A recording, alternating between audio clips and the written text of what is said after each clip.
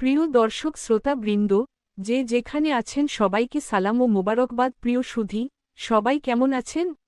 নিশ্চয়ই সবাই ভালো আছেন। আজকে আপনাদের সামনে একটি মজার জিনিস শেয়ার করব, যেটি হচ্ছে বাংলাদেশের খুলনা বিভাগের বাগেরহাট জেলার ঐতিহ্যবাহী সিয়াই পিঠা।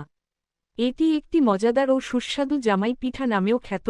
এই খাবার তৈরির স্টেপ টু স্টেপ আজ আপনাদের সাথে শেয়ার করব। প্রথমে গ্রামের ঐতিহ্যবাহী ঢেঁকিতে চাউলের গুঁড়া করতে হবে, তারপর চাউলের গুঁড়ার সাথে হালকা গরম পানি মিশিয়ে মণ্ড তৈরি করতে হবে। অতপর মণ্ডগুলো একটি মেশিনের সাহায্যে ঘুরিয়ে ঘুরিয়ে অনেকটা সেমাইয়ের মতো দেখতে এই পিঠা তৈরি করা হয়।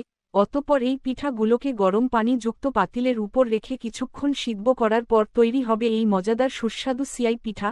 এরপর এটি পরিবেশন করা হবে গরম রান্না করা হাঁসের পিঠার সাথে। তো আজ এ পর্যন্ত, আবার কোন এক সময় হাজির হব নতুন কোন ভিডিও নিয়ে। সে পর্যন্ত আপনারা সবাই ভালো থাকবেন আর আমার চ্যানেলকে লাইক, শেয়ার ও কমেন্ট করতে ভুলবেন না কিন্তু। খোদা হাফেজ।